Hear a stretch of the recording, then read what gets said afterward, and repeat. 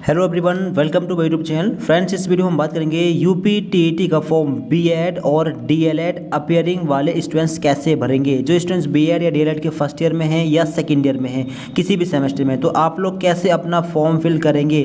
जो भी आपको प्रॉब्लम सामने आ रही है, जैसे सब्जेक्ट फिल करने में या मार्क्स फिल करने में या डॉक्यूमेंट अपलोड करने में, वो सारा उसका सॉल्यूशन आपको इस वीडियो में मिलेगा। पहले तो आपको अपना ओटीआर करना है। ओटीआर का प्रोसेस क्या रहेगा, इनिशियलाइज ओटीआर आईडी, इस पर क्लिक करना। इसके बाद में 10th की मार्कशीट में जो डिटेल लिखी है वही डिटेल यहाँ पर डालनी है। अपना full name, father name, mother name. इधर री एंटर में same full name, same father name और मदर नेम। आगे डीओ भी यहाँ पर फिल करेंगे अपनी सेम यहाँ पर, और जेंडर सेलेक्ट करेंगे यहाँ पर मेल फीमेल जो भी। आगे अपना सेम जेंडर यहाँ पर सिलेक्ट करें। आगे वेरिफिकेशन के लिए आधार कार्ड या पैन कार्ड का ऑप्शन ले सकते हैं। पैन कार्ड लेंगे तो पैन कार्ड का नंबर डालना है। पैन वेरीफाई पैन पर क्लिक करें, आपका वेरिफिकेशन कंप्लीट होगा। आधार कार्ड से कर रहे हैं तो आधार कार्ड का ऑप्शन ले, फिर आई कन्फर्म इस पर टिक करें, फिर आधार कार्ड का नंबर यहाँ पर डालें, फिर वेरीफाई बाय आधार ओटीपी पर क्लिक करें। आपके आधार से जो मोबाइल नंबर रजिस्टर्ड है उस पर एक ओटीपी जाएगा, उसको वेरीफाई करना होगा। इसके बाद मोबाइल नंबर वेरीफाई करें, इसके बाद ईमेल आईडी वेरीफाई करें। इसके आगे अपना लाइव फोटो अपलोड करें। लाइव फोटो कैसे अपलोड करना है, इसके लिए अलग से वीडियो बनी हुई, जाकर देख सकते हैं अगर कोई दिक्कत आ रही है तो। इसको कंप्लीट करने के बाद में अपने फॉर्म को लॉगिन कर लेंगे। लॉगिन कैसे करेंगे, कैंडिडेट लॉगिन पर क्लिक करेंगे। इसके बाद में अपना रजिस्टर्ड मोबाइल नंबर या ईमेल आईडी या ओटीआर आईडी यहाँ पर डालें, पासवर्ड यहाँ पर डालें, इसको सॉल्व करके यहाँ पर फिल करें। इसके बाद में लॉगिन और रिज्यूम एप्लीकेशन पर क्लिक करके लॉगिन करें। इसके बाद में आपका फॉर्म लॉगिन हो जाएगा। इसके बाद में आपको यहाँ पर शो होगा पर्सनल डिटेल्स। अब यहाँ पर देख लें कौन कौन सी डिटेल यहाँ पर फिल है। तो आपका name, mother name, father name, DOB, gender, ये चीज़ फिल मिलेंगे, इसमें चेंजेस नहीं हो पाएगा। ठीक है। अभी आगे है आधार लिंक मोबाइल नंबर। आपके आधार कार्ड से जो मोबाइल नंबर लिंक है वो मोबाइल नंबर यहाँ पर डालिए, और नेशनलिटी यहाँ पर सिलेक्ट करिए, मैरिटल स्टेटस यहाँ पर डालिए, प्लेस ऑफ बर्थ यहाँ पर डालिए, और आइडेंटिफिकेशन मार्क यहाँ पर डालिए। ठीक है। आगे जहाँ दिक्कत आ रही है वहाँ पर हम आपको सही से समझाएंगे टाइम लगाकर। ठीक है। फिलहाल में यहाँ पर हम ऐसे समझाते हैं आपको। यहाँ पर आप देख लें कि ये डिटेल आप लोग भर ही लेंगे। आगे है विजिबल आइडेंटिफिकेशन मार्क। आपकी बॉडी पर कोई जले कटे का निशान होगा, आप उसकी जानकारी दे सकते हैं। बर्न मार्क या फिर कट मार्क कोई भी हो दे सकते हैं। अगर नहीं है तो नो मार्क भी यहाँ पर डाल सकते हैं या एनी डाल सकते हैं, नॉट एप्लीकेबल। आगे कैटेगरी है, आप किस कैटेगरी से बिलोंग करते हैं, जनरल, एससी, एसटी, ओबीसी जो भी है, अपना कैटेगरी सेलेक्ट करें। अगर ओबीसी, एससी, एसटी, ओबीसी से ईडब्ल्यूएस से आते हैं तो आगे क्रीमिलर, ओबीसी कैटेगरी के छात्रों को अपना क्रीमिलर स्टेटस भी सिलेक्ट करना होगा। 8 लाख से कम इनकम तो नॉन क्रीमिलर में आते हैं, 8 लाख से ऊपर तो क्रीमिलर में आते हैं। अपना स्टेटस सेलेक्ट करेंगे, अपनी कैटेगरी सर्टिफिकेट का सीरियल नंबर यहाँ पर सर्टिफिकेट नंबर डालेंगे, सर्टिफिकेट इशू डेट यहाँ पर डालेंगे, इशू अथॉरिटी डालेंगे, स्टेट ऑफ इशू डालेंगे। ठीक है, कहाँ से आपने इशू कराया है। आगे पीएच कैटेगरी में आते हो तो यस यहाँ पर मतलब सेलेक्ट कर सकते हैं, वरना नो कर दें, यस कर सकते हैं। आगे है स्पेशल रिजर्वेशन, अगर फ्रीडम फाइटर या फिर एक्स सर्विसमैन हो तो लगाएं, वरना नन पर टिक है। आगे सीकिंग एज रिलैक्सेशन, तो यहाँ पर SC, ST, OBC, EWS category को यस करना है, और इसके बाद में यहाँ पर अपनी कैटेगरी सेलेक्ट करनी है। ठीक है, एक्स जो भी आपकी कैटेगरी है। इसके बाद में 7x पे क्लिक करके इसको आपको सेव कर देना है। ठीक। इसके बाद में अगला स्टेप खुलेगा। अगला स्टेप है एड्रेस डिटेल्स का। एड्रेस अपना फुल यहाँ पर फिल कर दें। एड्रेस लाइन 1, लाइन 2 यहाँ पर डाल दें, लाइन 3 ऑप्शनल है। लाइन 2 में पोस्ट ऑफिस वगैरह डाल सकते हैं। अपना स्टेट यहाँ पर सिलेक्ट कर लें, अपना डिस्ट्रिक्ट डाल दें, पिन कोड डाल दें। ठीक है। नीचे है परमानेंट एड्रेस। अगर करेस्पॉन्डेंस और परमानेंट एड्रेस सेम हो तो आप इस बॉक्स पर क्लिक कर देंगे, दोनों जगह सेम एड्रेस फिल हो जाएगा। ठीक है। एड्रेस हमने भर रखा है, केवल आपको मतलब बता रहे हैं कैसे कैसे फिल करना है। ठीक है। आगे आएगा एकेडमिक क्वालिफिकेशन। यहीं पर सबसे ज़्यादा दिक्कत है, यहाँ पर देख लीजिए। पहले तो आप लोगों को फिल करनी है 10th की इन्फॉर्मेशन, 10th, फिर 12th, फिर ग्रेजुएशन, फिर ट्रेनिंग क्वालिफिकेशन डिटेल भरनी है। सबसे पहले यहाँ पर जाएंगे एग्जाम लेवल में, यहाँ से 10th का ऑप्शन लेंगे। अब 10th के बोर्ड का नाम डाल देंगे, सभी सब्जेक्ट के नाम 1 बाई 1 डाल देंगे, कॉमा लगाकर। पासिंग ईयर डाल देंगे, रोल नंबर डाल देंगे, मार्कशीट नंबर डाल देंगे। ग्रेडिंग टाइप में क्या है, परसेंटेज या फिर रिजल्ट आपका परसेंटेज में आता है तो परसेंटेज ऑलरेडी सिलेक्ट है। सीजीपीए में आता हो तो सीजीपीए ले सकते हैं। अगर सीजीपीए में रिजल्ट है तो फिर आउट ऑफ सीजीपीए यहाँ पर डालना है, कितना सीजीपीए आपको मिला है। 9.5 से मल्टीप्लाई होकर अपने आप यहाँ पर आ जाएगा। ठीक है, अपने आप मल्टीप्लाई मतलब हो जाएगी। ठीक है, परसेंटेज यहाँ पर अपने आप आ जाएगी। ठीक है, काउंट होकर। अगर परसेंटेज में है तो परसेंटेज सिलेक्ट करें, यहाँ पर टोटल मार्क्स फिल करें, यहाँ पर मार्क्स ऑब्टेन फिल करें। इसके बाद में आइडेंटिटी पर क्लिक करके इसको सेव कर देंगे। आगे 12 का ऑप्शन लें। 12 में भी सेम आपका बोर्ड का name, subject, passing year, roll number, marksheet number और marks of 10 total marks fill करें। अगर 12 में अगर आपके मार्क्स सीजीपीए में हो तो सीजीपीए को परसेंटेज में कन्वर्ट करके मार्क्स निकाल के यहाँ पर फिल कर देंगे। आगे रहेगा ग्रेजुएशन, अपना इसको सिलेक्ट करें। आप ग्रेजुएशन परस्यूइंग है तो इस पर टिक लगा सकते हैं, वरना मतलब परस्यूइंग कौन होगा, जो इंटीग्रेटेड कोर्स कर रहा होगा स्टूडेंट्स, वो परस्यूइंग में होंगे, वो अपना टिक लगा के अपना फॉर्म फिल कर सकते हैं। अदरवाइज आपको टिक नहीं लगाना है अगर आपने कंप्लीट कर लिया है तो। आगे यूनिवर्सिटी कौन सी थी जहाँ से आपने ग्रेजुएशन किया वो डालेंगे, सब्जेक्ट के नाम डालेंगे। आप यहाँ पर सब्जेक्ट कौन सी डालें, तो देखिए मेनली 3 सब्जेक्ट होती हैं जिनसे आप ग्रेजुएशन करते हैं, जिसमें से एक सब्जेक्ट छूट जाती है थर्ड ईयर में। थर्ड ईयर में केवल 2 सब्जेक्ट बचती हैं मेजर वाली, ठीक है। 2 सब्जेक्ट के इन 2 सब्जेक्ट से ही आप पीजी करते हैं या फिर बीएड डीएलएड करते हैं। तो यहाँ पर आप या तो 3 सब्जेक्ट के नाम डाल दें जो 3 मेजर सब्जेक्ट थे आपके पास, ठीक है, फर्स्ट ईयर और सेकंड ईयर में, या फिर जो लास्ट ईयर में 2 सब्जेक्ट बची हैं उन 2 के नाम डाल सकते हैं। ये दोनों ही वैलिड है और ठीक है, ठीक है।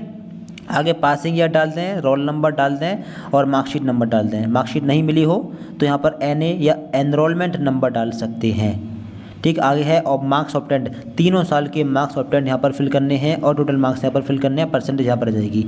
अगर सीजीपीए में आपका रिजल्ट आया तो सीजीपीए को परसेंटेज में कन्वर्ट करें, ठीक है, परसेंटेज से मार्क्स निकालें और यहाँ पर फिल करें। इसके रिगार्डिंग अलग से एक प्रॉपर वीडियो बनी हुई है, डिटेल से उसमें समझाया है, जाकर उस वीडियो को देख लीजिए, आसानी से समझ जाएंगे।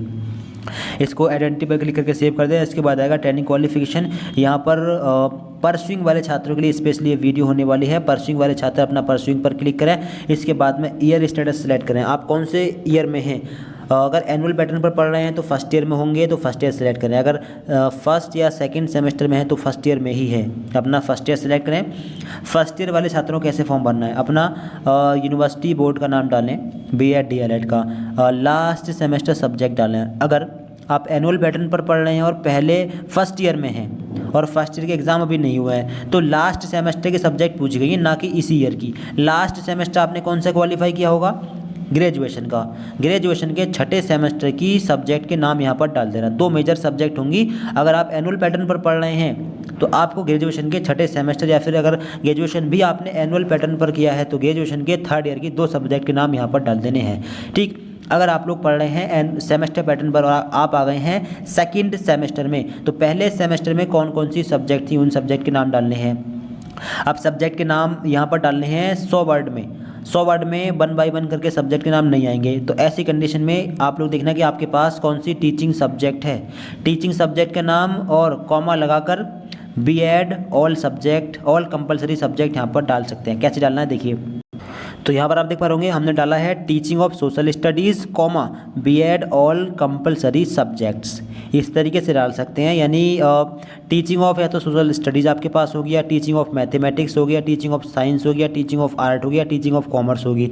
एक सब्जेक्ट आपकी ऑप्शनल वाली होगी जिस सब्जेक्ट से आप स्पेशली बीएड कर रहे हैं। बाकी जो सब्जेक्ट होती हैं वो सभी के पास सेम होती हैं, ठीक है। तो ये है ऑल कंपलसरी वाली सब्जेक्ट और बाकी एक सब्जेक्ट डाल देंगे टीचिंग वाली, ठीक है। तो टीचिंग के अलावा आप हो सकता है कि आपके एग्ज़ाम फॉर्म पर पेडागोजी ऑफ मैथमेटिक्स या पेडागोजी ऑफ सोशल स्टडीज इस तरीके से लिखा हो तो उसका नाम पेडागोजी करके डाल सकते हैं। पेडागोजी ऑफ सोशल स्टडीज़ या पेडागोजी ऑफ मैथमेटिक्स एक ऑप्शनल सब्जेक्ट होगी, टीचिंग सब्जेक्ट उसको बोलते हैं। उस सब्जेक्ट का नाम और कॉमा लगाकर बीएड ऑल कंपलसरी सब्जेक्ट इस तरीके से फिल कर सकते हैं, ठीक।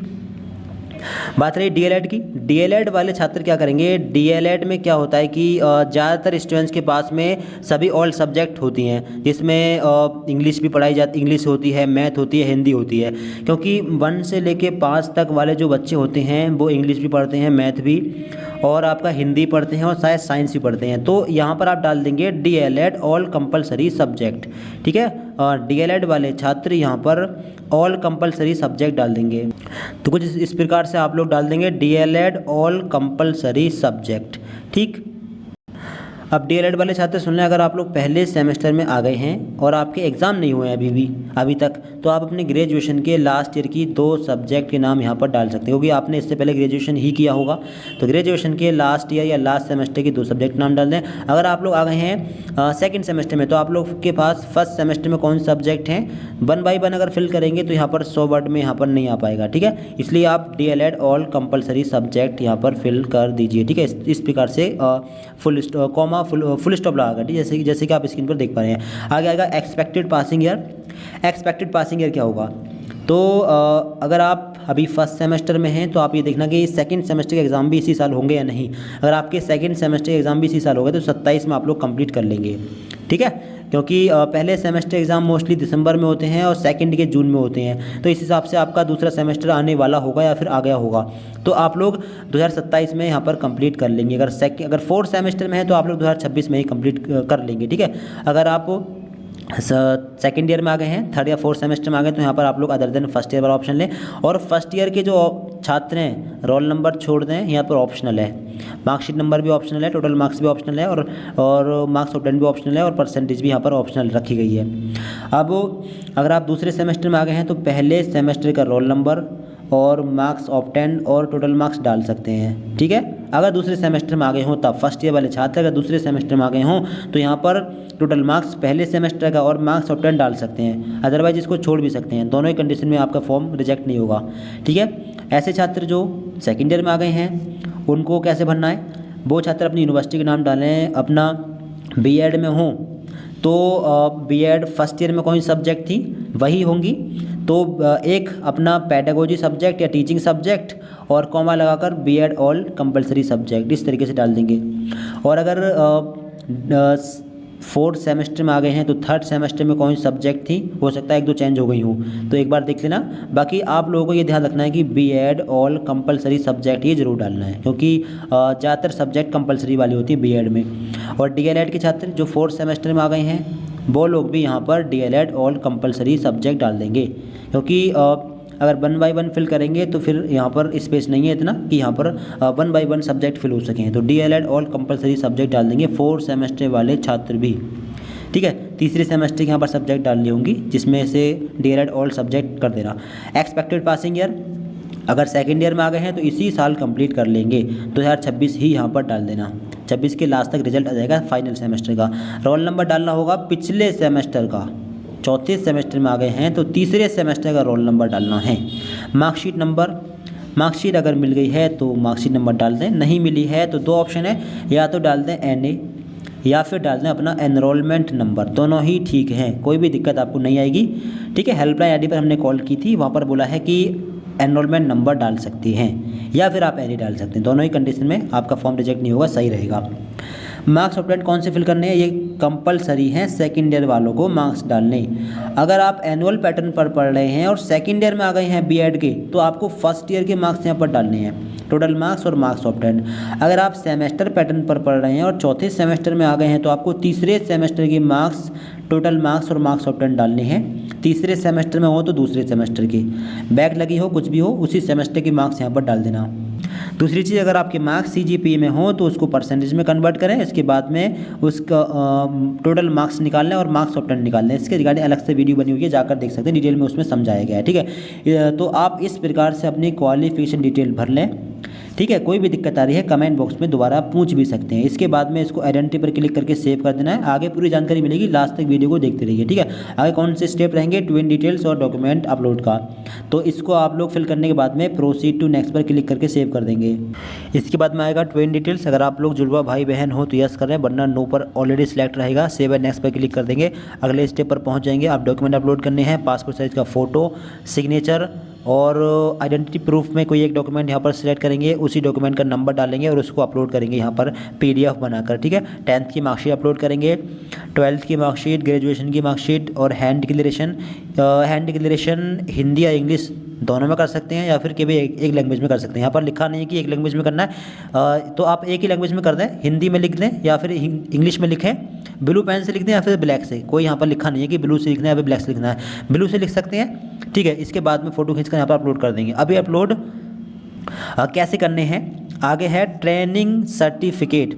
और ट्रेनिंग सर्टिफिकेट में क्या देखिए, बीएड डीएलएड ईटीसी, बीएड या डीएलएड की मार्कशीट अपलोड करनी है। यहाँ पर लिखा है कि if you are currently pursuing your training qualification please upload your last semester marksheet. यहाँ पर ध्यान समझना, यहाँ पर कुछ दिक्कत आ रही है स्टूडेंट्स को। अगर आप लोग फर्स्ट ईयर में हैं, ठीक है, आपके एग्ज़ाम नहीं हुए अभी एक भी ईयर के, तो आपको क्या करना है, लास्ट सेमेस्टर क्या किया होगा आपने, ग्रेजुएशन के छठे सेमेस्टर या फिर अगर एनुअल पैटर्न पर ग्रेजुएशन किया था तो तीसरे ईयर की मार्कशीट यहाँ पर अपलोड कर देनी है। अगर आप सेकेंड सेमेस्टर में आ गए हैं तो आपको पहले सेमेस्टर की ऑनलाइन वाली नेट वाली मार्कशीट अपलोड करनी है। अगर उस पर प्रिंसिपल के साइन हो जाए तो बहुत अच्छी बात है, या मोहर लग जाए तो बहुत अच्छी बात है, वरना आप ऐसे ही अपलोड कर सकते हैं। उस पर roll number, enrolment number clearly दिखना चाहिए, ठीक। अगर आप फोर्थ सेमेस्टर में आ गए हैं तो तीसरे सेमेस्टर की मार्कशीट यहाँ पर लगानी है। क्लियर, यहाँ पर लिखा है लास्ट सेमेस्टर। अगर तीसरे सेमेस्टर में आ गए हैं तो दूसरे सेमेस्टर की मार्कशीट यहाँ पर लगानी है, चाहे उसमें बैक लगी हो, कुछ भी हो। ऑनलाइन मतलब रिजल्ट डाउनलोड करके उसका PDF आप बनाकर यहाँ पर अपलोड आपको कर देना है। आगे है एज रिलैक्सेशन सर्टिफिकेट। ये OBC SC ST EWS category को अपलोड करना होगा, यानी यहाँ पर आपको अपना कैटेगरी सर्टिफिकेट अपलोड करना है। ठीक है, एज सर्टिफिकेट दिखाने के लिए तो आपको इसको अपलोड करना है। और डिटेल में कैसे अपलोड करना है, अभी अपलोड कैसे करना है, डिटेल में वीडियो बनी हुई है, साइज कैसे कम करना है, अपलोड कैसे करना है। ठीक है, आप जाकर देख सकते हैं। ठीक है, अपना अपलोड कर दीजिए। और इसके बाद में आप लोग प्रोसीड टू प्रीव्यू पर क्लिक करके, प्रीव्यू एंड सबमिट पर क्लिक करके इसको सबमिट कर देंगे। इसके बाद में प्रीव्यू आपके फॉर्म का आएगा, उसको चेक कर लेना, इसके बाद में इसको सबमिट कर देना। ठीक है, इसके बाद में आपको करना होगा फॉर्म अप्लाई। तो पूरी जानकारी मिलेगी, वीडियो को लास्ट तक देखते रहिए। इसके बाद में दोस्तों आपके फॉर्म का प्रीव्यू आपके सामने आएगा, OTR प्रोफाइल प्रीव्यू। एक बात ध्यान से सुन लें, अभी आप अपने फॉर्म में करेक्शन कर सकते हैं। जी हाँ, अगर किसी स्टेप में करेक्शन करना हो तो आप लोग एडिट पर क्लिक करके आप उसी स्टेप में करेक्शन कर सकते हैं। ठीक है, आप अपने फॉर्म को बारीकी चेक कर लें। अभी आपको कोई मिस्टेक लग रही तो आप लोग अभी हाथों हाथ करेक्शन कर सकते हैं। ठीक है, करेक्शन अगर आप लोगों को नहीं करना हो तो आप लोग यहाँ टिक करें, इस बॉक्स पर टिक करना। इसके बाद में OTR कंप्लीट OTR प्रोफाइल, इस पर क्लिक करके इसको कंप्लीट कर देंगे। इसके बाद में OTR में करेक्शन नहीं होगा, OTR में करेक्शन जो होगा वो करेक्शन डेट में ही होगा। ठीक है, इसकी जानकारी मिल जाएगी आप लोगों को। अब इसको आप लोग यहाँ से सेव कर देंगे। अब इसके बाद में आपका OTR कंप्लीट हो जाएगा। ठीक है, अब आपका OTR कंप्लीट हो गया है। अब आपको अप्लाई करना है। नीचे आएंगे आप लोग, नीचे आप लोग यहाँ पर शो होगा रजिस्ट्रेशन कंप्लीट OTR कंप्लीट। देखिए, रजिस्ट्रेशन की डिटेल में चेंजेस आसानी से नहीं होता है। ठीक है, उसमें mother name, father name, DOB, gender, ये चीज़ होती है, मोबाइल नंबर, ईमेल ID। इसमें चेंजेस मुश्किल से होता है, जब रजिस्ट्रेशन करेक्शन डेट आती है तभी इसमें करेक्शन होता है। बाकी OTR की जो डिटेल्स है इसमें करेक्शन हो जाएगा, करेक्शन डेट में इसमें करेक्शन हो जाएगा। करेक्शन की पूरी जानकारी मिलेगी, चैनल को फ़ौरन सब्सक्राइब कर लेना। अब नीचे आप लोग जब आएंगे तो यहाँ पर आपको शो होगा अप्लाई नाउ का ऑप्शन, इस पर क्लिक करेंगे। इस पर क्लिक करने के बाद में यहाँ पर आपको शो होगा अप्लाई फॉर, कौन से लेवल के एग्ज़ाम के लिए अप्लाई करना चाह रहे हैं। तो यहाँ पर है पेपर 1 प्राइमरी 1 to 5। 1 to 5 के लिए कौन अप्लाई कर सकता है, DLED करे हुए स्टूडेंट्स। ठीक है, पेपर 2 के लिए कौन अप्लाई कर सकता है, BEd किए हुए स्टूडेंट्स या अपियरिंग स्टूडेंट्स। ठीक है, और पेपर बोथ के लिए अप्लाई कौन कर सकता है, जिसने BEd के बाद में DLED कर रहा हो या कर लिया हो, या DLED के बाद में BEd कर लिया हो या कर रहा हो। ठीक है, दोनों ट्रेनिंग क्वालिफिकेशन आपके पास होनी चाहिए। तो आप अपना ऑप्शन लेंगे यहाँ से। आगे रहेगा सब्जेक्ट 4, BEd DLED के छात्र किस सब्जेक्ट से अपना BEd के छात्र किस सब्जेक्ट से अपना BEd कर रहे हैं। साइंस होगा, BSc की होगी तो साइंस से की होगी, या फिर मैथ्स से की होगी, या फिर सोशल साइंस होगा या आर्ट होगा। कॉमर्स वाले छात्र क्या लें, कॉमर्स वाले छात्र भी साइंस, सोशल साइंस से आर्ट ले लेंगे। ठीक, आगे ऑप्शन रहेगा are you working as a government teacher. अगर आप गवर्नमेंट टीचर के रूप में काम कर रहे हो तो यहाँ पर मतलब वर्क कर रहे हो तो यस, वरना नो कर देंगे। ठीक है, और यहाँ पर ऑप्शन किसके लिए आएगा, केवल जो अपर प्राइमरी के लिए ऑप्शन अप्लाई कर रहे हैं। ठीक है, और जो बोथ पेपर के लिए अप्लाई करेंगे। ठीक है, 1 to 5 के लिए यहाँ पर ऑप्शन नहीं आएगा सब्जेक्ट ग्रुप सेलेक्ट करने का। नीचे आएंगे, नीचे आप लोग अपना सिलेक्ट करें। नीचे आपको यहाँ पर क्वालिफिकेशन सिलेक्ट करना, आप कौन सी क्वालिफिकेशन के अंडर में आ रहे हैं। ठीक है, 50% अंकों के साथ में अगर ग्रेजुएशन या PG किया हो, इसके बाद में BEd कर रहे हो या लास्ट ईयर में हो या फिर एडमिशन ले लिया हो, फिर उत्तीर्ण कर लिया हो, तो ये वाला ऑप्शन आपका ये रहा। अपना सिलेक्ट कर लेंगे। नीचे आएंगे, नीचे अपनी यूनिवर्सिटी का नाम डाल दें जहाँ से आप लोग अपना अपना BEd या DLED कर रहे हैं। ठीक, क्वालिफिकेशन स्टेटस में पास कर लिया हो तो पास, वरना पेयरिंग पर लगा दें, परस्यूइंग पर लगा दें। आगे अब एक्सपेक्टेड डेट ऑफ कंप्लीशन ये कौन सी डालनी है, इसके रिगार्डिंग भी अलग से वीडियो बनी हुई है, डिटेल में आप जाकर देख सकते हैं और समझ सकते हैं। एक्सपेक्टेड डेट में क्या डालना होता है, लास्ट सेमेस्टर जो चौथा सेमेस्टर आपका होगा इसका जो एग्ज़ाम होंगे, एग्ज़ाम होने के लगभग 2 महीने के बाद में रिजल्ट आता है। तो लास्ट सेमेस्टर के एग्ज़ाम जब ख़त्म हो जाएं, फॉर एग्ज़ाम्पल आपके मान लीजिए एग्ज़ाम चौथे सेमेस्टर के ख़त्म हो रहे हैं जून के लास्ट में, तो आपका रिजल्ट आएगा, जुलाई स्किप करें, अगस्त स्किप कर दें, सितंबर में आपका रिजल्ट आएगा।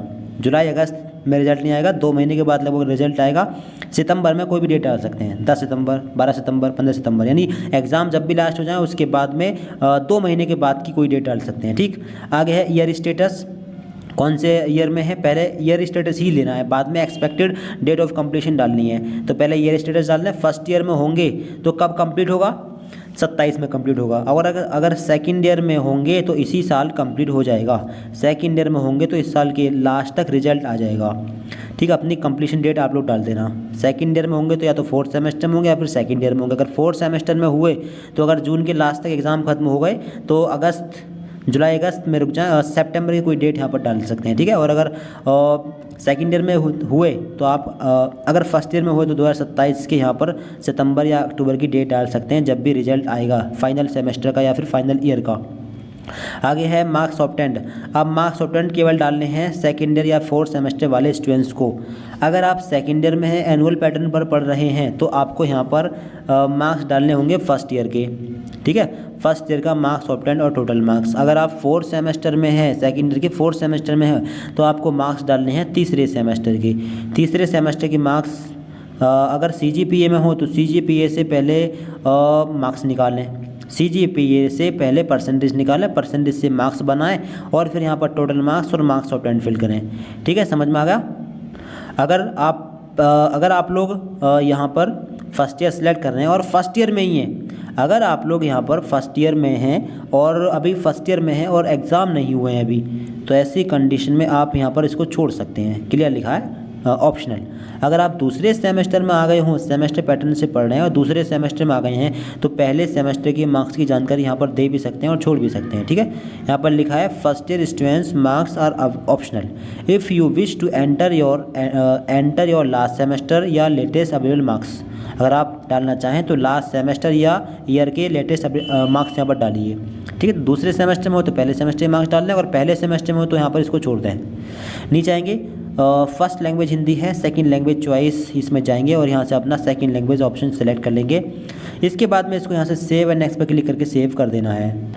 फिर इसके बाद में अगला ऑप्शन ओपन होगा एग्ज़ाम डॉक्यूमेंट का। यहाँ पर एसेंशियल क्वालिफिकेशन मार्कशीट यहाँ पर क्लियर लिखा है।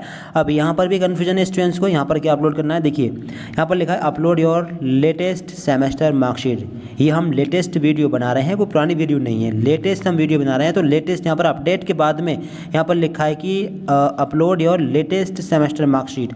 अब यहाँ पर समझ लीजिए कौन सी मार्कशीट अपलोड करनी है। अगर फर्स्ट ईयर में आ गए हैं, क्लियर, एनुअल पैटर्न पर पढ़ रहे हैं और आपके एग्ज़ाम नहीं हुए हैं अभी, तो ऐसी कंडीशन में ग्रेजुएशन के लास्ट ईयर या लास्ट सेमेस्टर का रिजल्ट अपलोड करें। ग्रेजुएशन अगर आपने ईयरली पैटर्न पर किया है तो तीसरे साल की मार्कशीट यहाँ पर अपलोड कर दें। ग्रेजुएशन अगर आपने सेमेस्टर पैटर्न पर किया है तो छठे सेमेस्टर की मार्कशीट यहाँ पर अपलोड कर दें। अगर आप सेमेस्टर पैटर्न पर पढ़ रहे हैं और दूसरे सेमेस्टर में आ गए हैं, तो आपको पहले सेमेस्टर की मार्कशीट यहाँ पर अपलोड करनी है, चाहे इसमें बैक हो चाहे कुछ भी हो। और अगर आप पहले ही सेमेस्टर में हैं तो फिर अगर DLED के पहले सेमेस्टर में हैं तो फिर आप लोग ग्रेजुएशन के लास्ट सेमेस्टर या ईयर की मार्कशीट अपलोड कर दीजिए। अगर आप चौथे सेमेस्टर में हैं तो तीसरे सेमेस्टर की मार्कशीट यहाँ पर अपलोड करेंगे। अगर तीसरे में हो तो दूसरे की, दूसरे में हो तो पहले की, और पहले सेमेस्टर में हो तो ग्रेजुएशन के लास्ट सेमेस्टर या फिर लास्ट ईयर की मार्कशीट। क्लियर, ये रहा आपका सॉल्यूशन। इसके बाद में अपलोड कैसे करेंगे तो उसके लिए हमने अलग से वीडियो बना दी है, ठीक है। अपना साइज़ वगैरह कम करके PDF में इसको करके और click here to select PDF पर क्लिक करके अपना PDF सेलेक्ट करके यहाँ पर अपलोड कर देना, ठीक। इसके बाद में आप लोग यहाँ पर होगा प्रीव्यू, प्रोसीड टू प्रीव्यू, इस पर क्लिक करके प्रीव्यू कर लें, चेक कर लें सही तरीके से। अगर कोई मिस्टेक होती है तो घबराएं नहीं, आप करेक्शन भी कर पाएंगे। करेक्शन की भी डेट है, करेक्शन जब फॉर्म की लास्ट डेट निकल जाएगी इसके बाद में करेक्शन शुरू हो जाएंगे, ठीक है। करेक्शन भी आप अपने फॉर्म में कर पाएंगे। तो इसको सेव कर दें, इसके बाद में अपना पेमेंट कर दें, ठीक है। इसको सेव कर देंगे और फिर इसके बाद में आपके फॉर्म का प्रीव्यू आपको शो होगा, इसको चेक कर लें। नीचे आने के बाद में I agree to above declaration, इस बॉक्स पर आपको टिक करना है। इसके बाद में confirm and proceed to payment पर क्लिक करके इसको कंफर्म सेव कर देना और इसके बाद में इसका पेमेंट आप लोगों को कर देना है। तो यहाँ पर आप लोगों को कंफर्म एंड पे फी इस तरीके से कुछ करके आ रहा होगा, आपको इस पर क्लिक कर देना है, ठीक है। बाकी अगर आपने एक बार क्लिक कर दिया था तो अब आपको शो हो रहा होगा प्रोसीड टू पेमेंट गेटवे, ठीक है। तो आप लोग क्लिक कर देना। इसके बाद में आपके सामने ऐसा स्टेप खुलेगा, आपके अप्लाइड फॉर पेपर वगैरह आपको शो हो रहे होंगे और एप्लीकेशन स्टेटस में आपको अभी पेंडिंग शो करेगा जब तक आप लोग फीस पे नहीं करेंगे, ठीक है। तो नीचे आएंगे, नीचे आने के बाद में यहाँ पर आपको शो होगा पे नाउ बाय ICICI बैंक, ठीक है। इस पर यानी आप ICICI का ऑप्शन ले सकते हैं, बाकी SBI का ऑप्शन भी ले सकते हैं, ठीक है। कोई भी एक ऑप्शन ले लेंगे, दोनों ऑप्शन में आपको UPI का ऑप्शन देखने के लिए मिल जाएगा, यानी फ़ोनपे, जीपे और पेटीएम वगैरह दोनों में आपको देखने के लिए मिल जाएंगे। इस पर क्लिक करेंगे, इसके बाद थोड़ा नीचे आएंगे, नीचे आने के बाद में आपको शो होगा UPI का ये ऑप्शन, इस पर क्लिक करना और इसके बाद में थोड़ा सा यहाँ पर लोड लेगा और पेमेंट गेटवे आपके सामने आ जाएगा, मतलब ऑप्शंस खुल जाएंगे। इसके बाद में आपके सामने ऐसा इंटरफेस खुलेगा, आपकी फ़ीस जितनी होगी आपको यहाँ पर शो हो जाएगी। थोड़ा नीचे आएंगे, नीचे आने के बाद में अब यहाँ पर देख लें कौन से ऑप्शन से आपको पेमेंट करना है। यहाँ पर देखिए यूपीआई आईडी से कर सकते हैं, क्यूआर कोड से कर सकते हैं, यूपीआई ऐप से कर सकते हैं। क्यूआर कोड से करना हो तो क्यूआर कोड का ऑप्शन सेलेक्ट करें, इसके बाद में प्रोसीड नाउ वाले बटन पर क्लिक करेंगे, क्यूआर कोड खुलेगा, उसका स्क्रीनशॉट लेंगे, अपने जी पे फ़ोन पे जो भी यूज़ कर रहे हैं उसमें जाकर उसी क्यूआर कोड को स्कैन करेंगे, वहाँ पर एक लिंक आएगा और उस लिंक पर आप लोग पेमेंट कर देंगे। अगर यूपीआई ऐप के थ्रू डायरेक्ट करना चाहते हैं तो ये वाला ऑप्शन लेंगे, इसके बाद में प्रोसीड नाउ वाले ऑप्शन पर क्लिक करेंगे, फिर डायरेक्ट आप लोग अपने ऐप में पहुँचेंगे, इसके बाद में डायरेक्ट अपना पेमेंट कर सकते हैं। तो कोई भी एक ऑप्शन आप लोग यहाँ से ले लेंगे। अगर यूपीआई ऐप्स वाला ऑप्शन लेते हैं तो उस पर सेलेक्ट करें, इसके बाद में you are redirecting to your PSPS, इस पर आप लोग क्लिक करेंगे, ओके पर क्लिक कर देंगे। इसके बाद में आपके मोबाइल फ़ोन में जितने भी ऐप्स आप यूज़ कर रहे हैं वो सारे ओपन हो जाएंगे। अब जिस भी ऐप से जिस भी तरीके से आप लोग करना चाहें अपना एक ऑप्शन सेलेक्ट करें, इसके बाद में आपने जो ऐप सेलेक्ट किया है वो ऐप खुल जाएगा। इसके बाद में पे पर क्लिक करना और इसके बाद में अपना यहाँ पर पिन डालकर अपना पेमेंट आप लोग यहाँ से कर देंगे। और अगर यहाँ से आपको दिक्कत आ रही है तो आप क्यूआर कोड वाला ऑप्शन लेना, प्रोसीड नाउ पर क्लिक करना, इसके बाद में क्यूआर कोड आएगा, इसका स्क्रीनशॉट खींचना, इसके बाद में उसी ऐप में जाकर फाइल्स वाले ऑप्शन में जाकर इस स्क्रीनशॉट को स्कैन करना, वहाँ पर एक लिंक आएगा, उस लिंक पर आप लोग पेमेंट कर देंगे। फिर इसके बाद में आप लोगों का पेमेंट जो है हो जाएगा। और इसके बाद में आप लोग जब डैशबोर्ड पर आएंगे तो यहाँ पर आप लोगों को प्रिंट का ऑप्शन देखने के लिए मिल जाएगा। ठीक है, पेमेंट कंप्लीट होने के बाद यहाँ पर प्रिंट का ऑप्शन देखने को मिलेगा, तो प्रिंट आप लोग यहाँ से कर लेना। तो इस प्रकार से अपना कंप्लीट फॉर्म फिल कर लें। कोई दिक्कत आ रही है कमेंट बॉक्स में आप लोग हमसे बता सकते हैं। अपने फ्रेंड्स को वीडियो शेयर कर दें और आगे आप लोगों को एग्जाम डेट एडमिट कार्ड की भी जानकारी मिलेगी तो चैनल को फौरन सब्सक्राइब कर लीजिए। Thanks for watching this.